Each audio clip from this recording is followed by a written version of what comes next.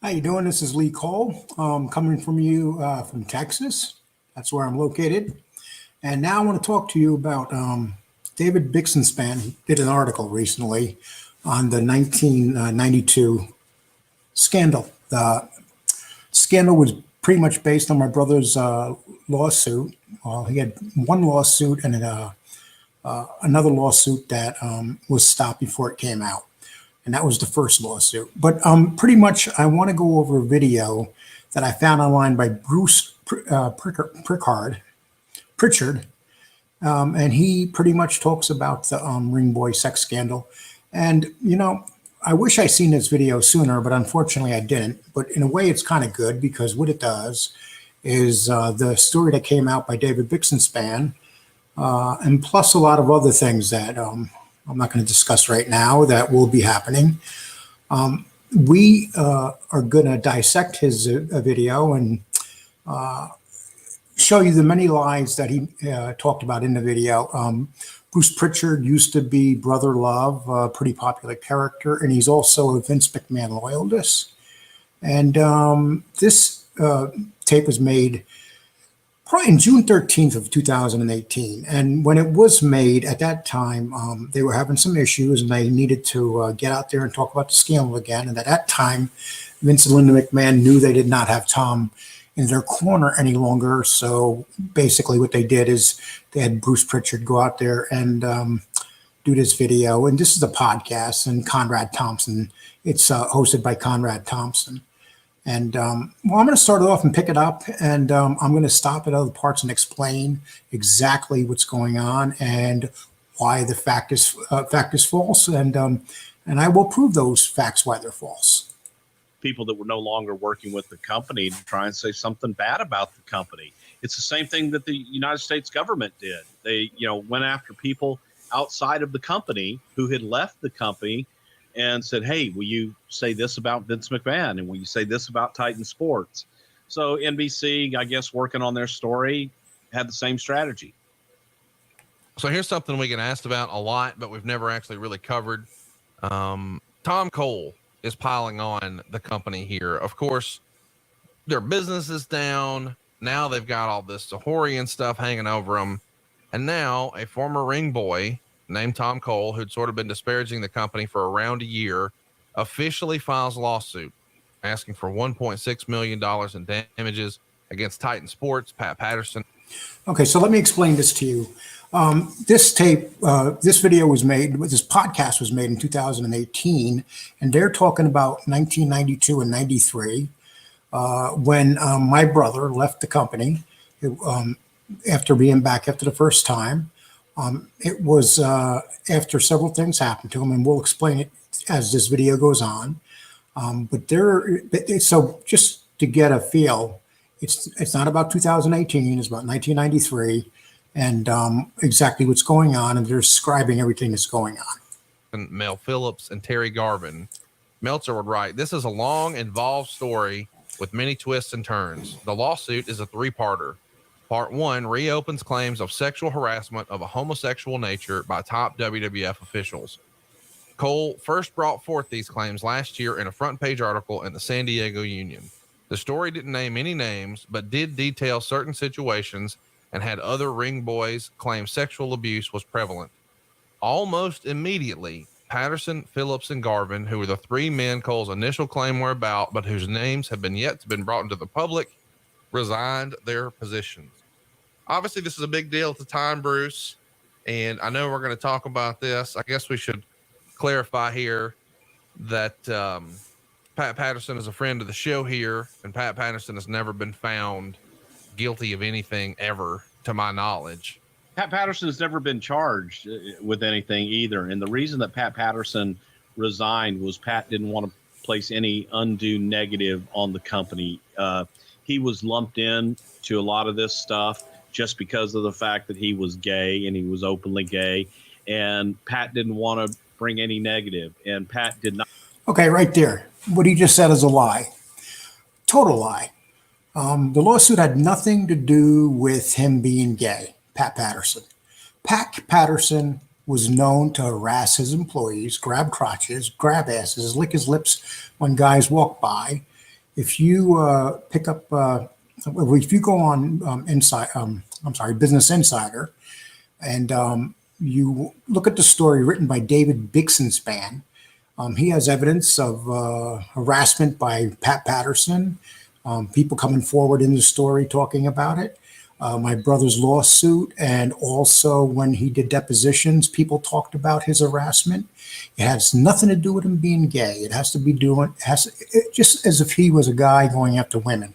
This is a man that used his power, and he was a top management position, and he was using his power to make men do certain things, and also he was totally harassing the men that did not want to do certain things. So this guy pretty much right here does not know the facts, and he's just throwing this in. Not have any charges, against him in this. I wasn't there when this guy filed this lawsuit. Right. I never met him. I didn't know him, when I was there before. I couldn't pick him out of a lineup then or today. But it was, a nuisance more than anything, and it got thrown out of court. Okay. You hear what he just said? He said a child abuse case is a nuisance. Now remember, Pat Patterson, Mel Phillips, and Terry Garvin all stepped down when my brother's lawsuit the first time came out. They stepped down. Innocent men don't step down like that. And there was lots of evidence what men did. Now you got to take it. Vince McMahon. Right here, Vince McMahon told a reporter that he and Linda, and the reporter is Phil Munchnick, suspected Phillips of taking a peculiar and unnatural interest in children for years before they finally fired him, according to testimony. The first time they fired Mel Phillips, they hired him back. They claimed that they told him to leave the kids alone when he came back. It continued. Just so you know, he did come back to the company. And also, let's see. And this is also the McMahons, the source. This is a source in the David Bixenspan story. The source suspected, clearly knew what was going on. That's the McMahons, but really did nothing to stop it. There was not a damn thing we could do about it. The boys in then it goes on. The boys that the company hired to put up the rings and so forth were being had by some of the folks who were wrestling ops side of things. And it was generally known by everybody. So this is in David Bixenspan's story. And this story you can find easily.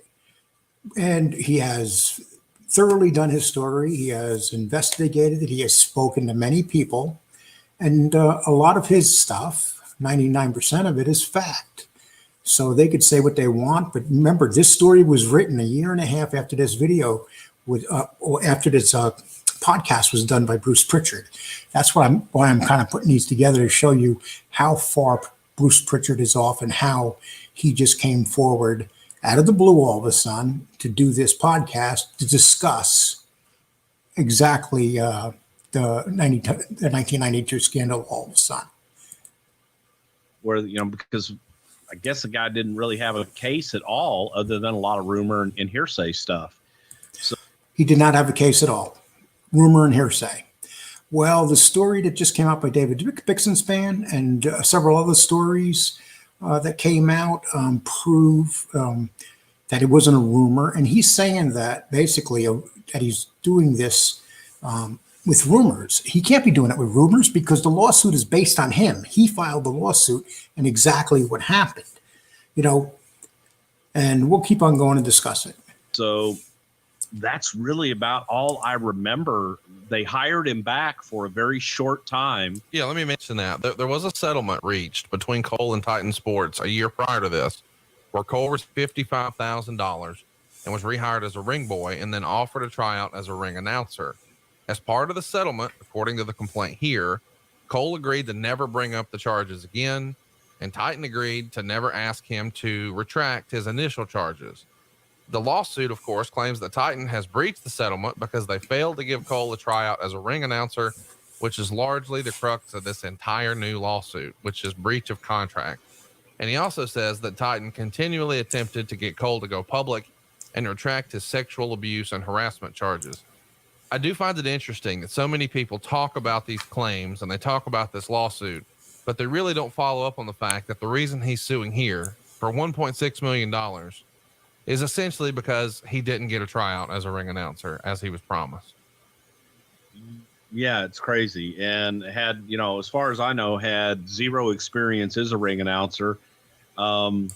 Okay, first of all, what does having zero experience about being a ring announcer have to do with anything? Being a ring announcer, you can see who does the ring announcing. It's not like they go to ring announcing school. You have people from all over doing it. They basically train them, and they never even give them an opportunity to be trained. Any type of negotiation that was done at that time when he first went back, his lawyer never sat in on any of them. And the thing is when they originally met in New York, Vince McMahon and his wife and Jerry McDivitt, the lawyer, came into New York City, and it was on a Sunday morning, about 10 a.m. And I got a call not to show up, that they didn't want me over there. So I said, okay, because my brother had 2 lawyers with him. And I figured the lawyers would represent him correctly. But what happened is when he got over there, his lawyer on several occasions walked out of the room and left Tom alone in the room with Vince McMahon and Linda McMahon.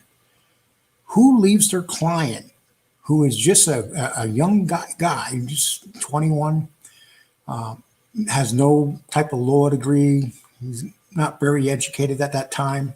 Who leaves their client alone like that? And then when he goes back to go to work, all the negotiations are being done without a lawyer, without his lawyer being there. And his lawyer made quite a bit of money. His lawyer made more money in the end of this than Tom got. His lawyer was paid all sorts of money that they don't talk about. The settlement was much more than $35,000. And they're leaving some things out. And it's all sorts of stuff they're leaving out. And we'll get into that as we go on. Right now, I'm going to pick it back up. It's sad. And like you say, people, bring it up and point fingers and everything else. When you boil it down to the crux of what the lawsuit's about, it boils down to a lot of silliness. Did you hear that? Silliness. So he's basically using the word silliness to describe a case where a child molester that Vince and Linda McMahon knew was working in their company was walking around with kids. And you got to understand, Vince McMahon knows his business, went to his shows. He didn't sit in Stamford when his shows were going on. If a show went on in Madison Square Garden, Vince McMahon was there. And Mel Phillips was a black man with a bunch of white kids walking around. You don't think Mel Phillips noticed that? You don't think everybody there noticed that? We had so many depositions. We had a deposition from Bruno Sammartino, who is a world champion wrestler. And he was the biggest star for the WWF for a decade. And he said in his, when he talked to our lawyer, he basically said what was going on, that he always knew that Mel was bad and that the boys were being abused. And that's Bruno Sammartino, who's a very honorable man. And we spoke to him on many occasions. And not just him. I mean, Jesse Ventura, who was the governor of Minnesota, told my brother, "Why do you go near these people? Stay away from that man. He's bad news," referring to Mel Phillips. So Jesse Ventura knew this too. Okay, let's go on. Some more silliness. The third part of the claim, or the suit rather, would claim that Titan officials attempted to get Cole to sign an affidavit stating that things weren't true about his brother, who at the time was going on several radio stations making claims. Now, his brother is named Lee Cole. Just so you know, I'm Lee Cole, and right now they're about to talk about me. And Tom Cole would say in this suit that he didn't want to sign it, but finally did because Titan wouldn't allow him to leave a room until he signed it. And he's essentially claiming that he was falsely imprisoned. And this is... You hear them laughing? They think this is a joke. Here's what happened with the false imprisonment. Tom was in an office with Linda McMahon. He was asked to sign documents, and it was basically to get people off that were originally people like Pat Patterson, and to get them back into the company. And the first time he did that, that was fine. But what happened? They kept putting papers in front of him continuously to sign. Finally, he told them that he would not sign any more papers. When he got up to leave, they locked him in the building and wouldn't let him leave. And they told the security guard downstairs not to let him leave. So that's why that was said in the lawsuit. And this guy is totally talking about it wrong. He doesn't even know what he's saying. Either he's stupid and doesn't know what he's saying, or he's just a liar. I think it's both. This is directly from the Observer. While this isn't certain, given the wording of the Titan lawsuit against Phil Mushnick, it can be ascertained that the statements Cole signed claimed Mushnick and Lee Cole had conspired against Titan and induced Tom to create an untrue story, which may have been a key point in the lawsuit. So here's what they're saying. They're saying that I, along with Phil Mushnick, conspired in a story to destroy the WWF. First of all, I did not ever meet Phil Mushnick until the very end, when he was being sued, and they wanted me to go in and give a deposition to Phil Mushnick's lawyer. What they did is the WWE decided to sue Phil, not because they had a case, but they wanted to stop the case. That's a typical thing that's done, is when people want to stop some information to get out, this is what they do. Phil Mushnick was a good man, and he didn't have a hard-on for the company. His issue was the company basically had wrestlers that were dying. People were getting continuously working 300 days a week, and drugs were being proven. Steroids were rampant in the company. There was so many things going on there. And on TV, they were degrading women. They were degrading homosexuals. They were degrading everybody in their skits. That's what Phil Mushnick was talking about. It was never about wanting to destroy a business. It was the way that Vince McMahon was putting perversion into his business. Against Mushnick. Man, there's so much meat on the bone here, where Phil Mushnick, who was probably public enemy number one against Vince McMahon, you guys at Titan had some reason to believe that Tom Cole's brother, Lee, was in cahoots with Phil Mushnick. Did you ever hear that? Well, I don't think that there would have been anything if they didn't have any evidence to that, to that fact. So they had no evidence, absolutely no evidence that myself was in cahoots with Vince McMahon. They never sued me. They never came after me. All they did was talk about my past, because I had some issues with the law at that time. And they had me arrested. They had my best friend come to Titan Towers and speak to the legal department here. And my friend made them aware that I had a warrant out for my arrest. It was a probation warrant. But what they didn't know at that time is that I paid my restitution a couple of days earlier. But back then, it was 1993, or the end of 92. Back then, you have to remember, they didn't have a computer systems where they could see it right away. So I was arrested, and I was taken from Utica to New York City. But what happened is they seen that I paid, and they dropped the case. Totally, and on top of that, the reporter that did the Business Insider story, he actually researched all this, David Bixenspan, and seen that everything was dropped exactly the way I said it was. So what happened, and when I got out, I went on the radio 2 days later on the Curtis Sliwa show. And when I was on the show, there was a notice that came in from Titan Sports telling Curtis Sliwa to get me off the show because they didn't want me there on the show, and they threatened to sue Curtis Sliwa. So what Curtis Sliwa did was basically say on the ear that he's being threatened and he's going to continue doing the show. See, the only thing they ever had against me and they would do this to this day, and they're going to do it again and again, that I am a con man. That's what they're going to say. Well, they can keep on saying it, but I'm nothing like I was when I was a kid. People change. And the fact of the matter is that half the people that work in the WWE are criminals. And on top of that, the biggest criminal is Vince McMahon. I mean, between the steroids and between the cover-up of the sexual abuse case, he's not a nice man. And we'll go on here. Again, I'm not privy to that, so I can't really speak on it. But there was an awful lot of coercing on Phil Mushnick's part. Same thing, trying to get people to give him information and say anything about Vince McMahon and Titan Sports. For whatever reason, Phil Mushnick just hated Vince and hated the company and hated professional wrestling and professional wrestling fans. Let's talk about this. Phil Mushnick never said anything about wrestling fans. He didn't hate nobody. He was a reporter doing a story about a man that was committing a lot of crimes and getting away with it. You have to remember the FBI brought charges against Vince McMahon, and after he spent a ton of money, he was found innocent.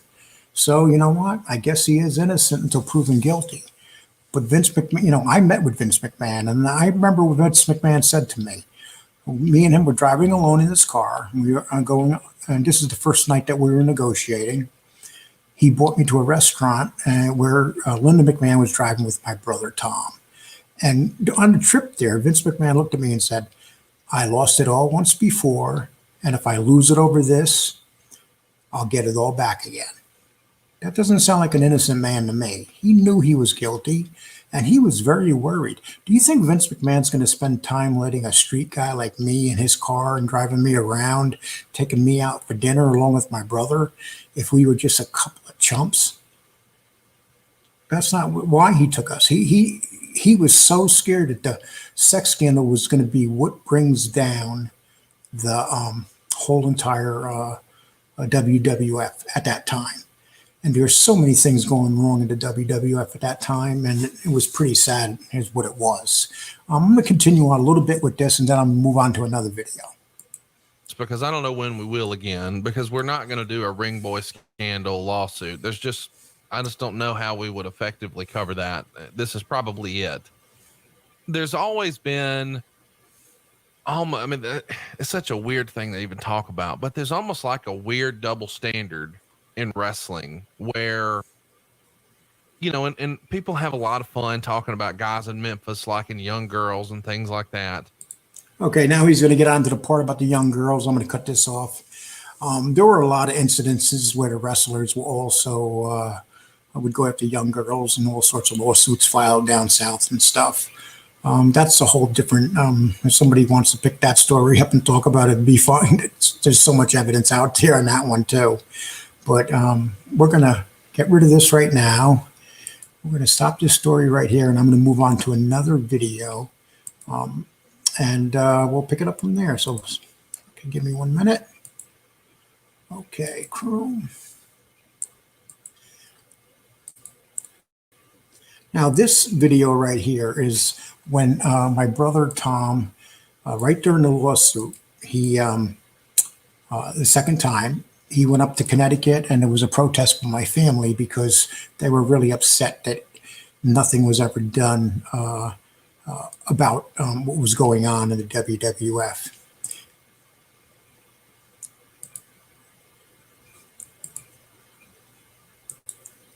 Give me 1 minute, please. I just want to make sure that I get this done right.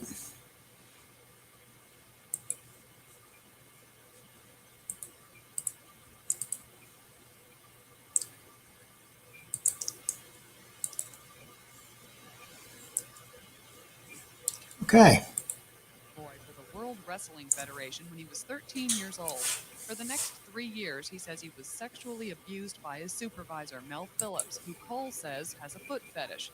And Cole says there were other abusers besides Phillips. was grabbed on numerous occasions in on my testicles, on my buttocks by Pat Patterson of the World Wrestling Federation, and Terry Garvin propositioned me when I was 16, offered me cocaine and all kinds of drugs to have sex with him. When I refused, I was let go from the company when I was 16, and then I returned again when I was 19. I was let go again because I refused Terry Garvin's advances. So Cole hired a lawyer and ended up with a $55,000 settlement to cover lost wages. As for Mel Phillips, he was fired from the company. But Cole's family says firing Phillips wasn't enough, and they were at the Stamford headquarters today demanding justice. I would like to see Mel Phillips put behind bars where the hell he belongs. Because he's a child molester, the man. He can just, it's enough for him just to step down from his job. He's walking the streets, he's molesting children. The man should be put in jail.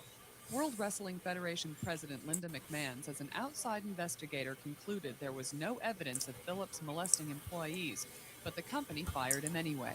First, he was put on suspension pending investigation. The investigation was taking so long. There was so much negative happening with it that we finally told Mel that it was better for him and better for our company for him to go on in a different way. McMahon doesn't deny Phillips had a foot fetish, but she said it had become a joke and was blown out of proportion. You call a man filming your feet for hours at a time and playing with your feet and making you cry when you're only 13 years old and recording it for his own sexual purposes. If she calls that normal, then obviously there's something wrong with her also. McMahon says she took a personal interest in Cole and tried to send him to counseling, encouraged him to get his high school equivalency, and finally offered to put him through Westchester Community College with a promise to come back and work for the company if he passed all his courses. She says she was greatly disappointed when he did none of the above. He took an opportunity to help a young man who, for whatever reason, seemed confused, he seemed troubled, and wanted to have an opportunity in life, and we felt that we could help him. Cole says McMahon's efforts were not out of personal interest, but for personal gain. That's an issue the courts will have to decide. In Stamford, Allison King, News 12. Okay, so pretty much, if you look at that story, Linda McMahon basically negotiated for my brother, who did not have, at the time, a high school diploma, to go back to college.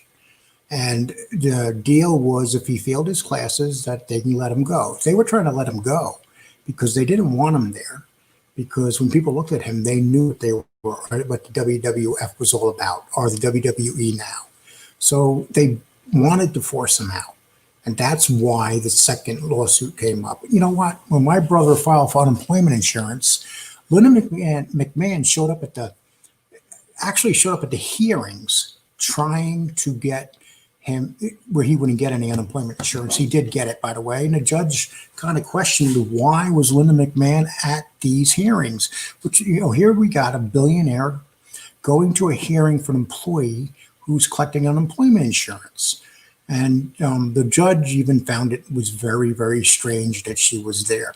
And, you know, so many cases there aren't many cases like this. You know, when you think about what happened at Penn State, what happened to other people that did stuff, you know, between Epstein and Harvey Weinstein, and then they all did things that were just like this. And what they did here was very bad. On top of that was a cover-up. Think about this. They had 13, 14-year-old kids that they admit were with the company, and they were working with the company, and they were paying them. So, and they were crossing state lines with these kids, working the shows with them. My brother was literally crossing state lines at the age of 14 and 15. And they basically were preying on these kids. There were other lawsuits of kids that were raped. There was people that came out and said that there was one incident at Nassau in Brooklyn or Long Island, where Mel was caught in the car having sex with a young boy.